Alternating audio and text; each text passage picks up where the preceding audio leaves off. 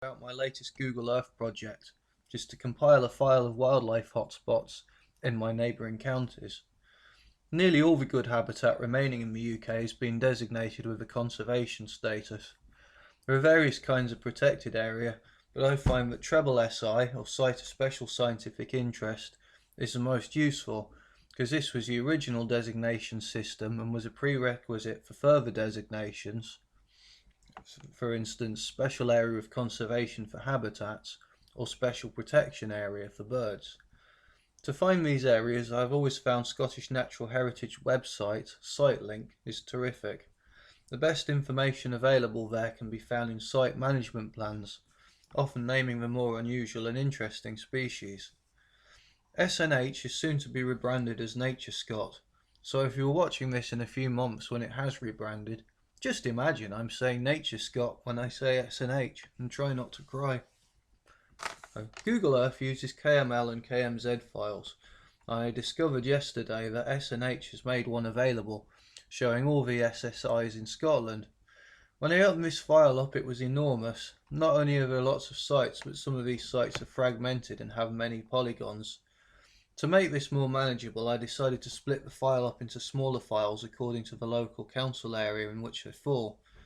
Some of these sites are split into different council areas. If I'm using ARC or QGIS, I could probably split the polygons into the components using the layers for the council areas, but I'm using Google Earth because it's a simpler platform. I like the aerial photography and the street view options. Furthermore, my favourite offline GIS app for my phone, Maps.me, works with KML files. Although if you want to see polygons there, you'll have to trace them as line features and email the line features to yourself and select the view option as it doesn't support polygons. Anyway, I'll show you how I go about making a gazeteer. So I imported the treble SI and council area data sets. So there we go. Actually, I'm just going to delete this for now. Okay, City of Edinburgh. There we go. So decided I want to start with the City of Edinburgh area. So at the moment this isn't a particularly good map extent, but you can change the map extent for each area. So I'm just going to center the crosshairs that I have here. Crosshairs are something you can download, are really useful. So I'm going to keep zooming in.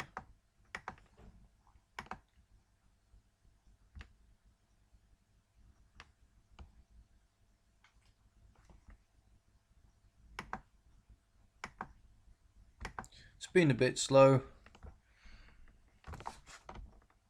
If you right click, you get to properties, which is useful, snapshot view, which I'm going to do now.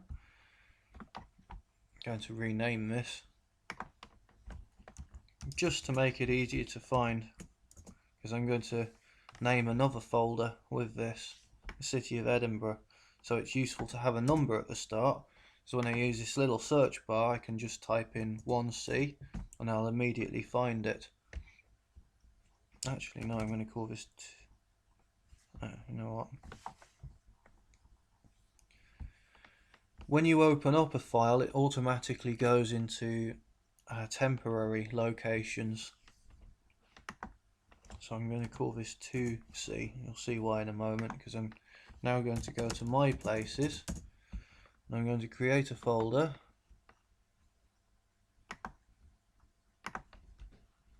And I'm going to call it 1 City of Edinburgh. This is where I'm going to keep all of my files. So there you go, just to show you how easy it is to navigate between the two now. Also show you that the map extent really does change when you snapshot the view like that. So when I double click on this, being very, very slow. This is because it's such a huge file.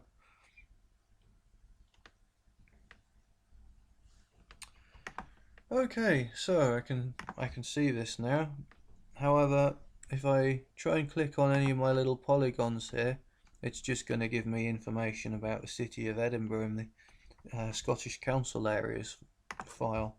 So I'll switch that off temporarily and I'll select. So Belerno Common. So here it is. I right click and I go to save to my places, and it should will remove it from the original SSSI file and put it into my places at the top. So at the bottom of my places is where I put my City of Edinburgh file, so I've typed in 1C here. I can now drag Belerno Common into my City of Edinburgh file. And just so I know which ones I've done, I can then switch that one off and see that it's no longer in my area as pending.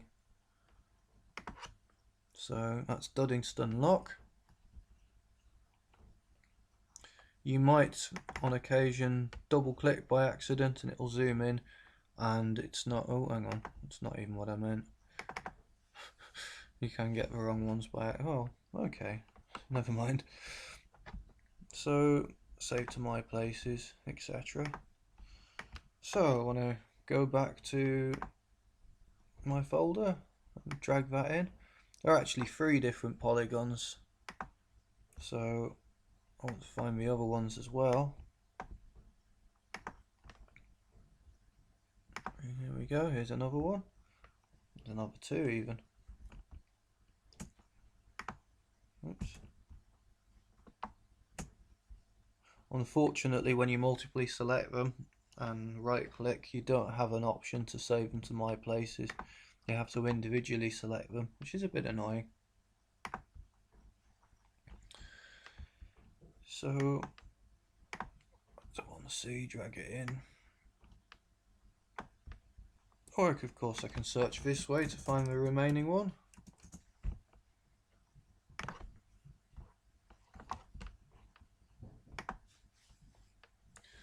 So you probably got the gist of what I'm doing by now. So I will make available the files that you'll need to do this with. And good luck with it. I certainly think it's a useful thing to have. It's nice to be able to get your handle on the local geography and where all the good places are. You can draw line features around these if you wish to. It's been very, very slow. When you've finished compiling the designated areas for the local authorities that you want, you just delete the temporary places, including the large treble SI file, because it really slows everything down. So this is the advantage of having a smaller subset. You can save these anyway, so I was just going to say you can draw polygons as well if you want to. You can draw around their outlines as line features, and when you've done that, you can save those line features. You can email them to yourself and you can open them up in maps.me. It won't support polygons, but it does support line features, so it's a pretty helpful thing to do. So you can save these files as go to save place as. It's good to keep them in a separate folder somewhere sensible.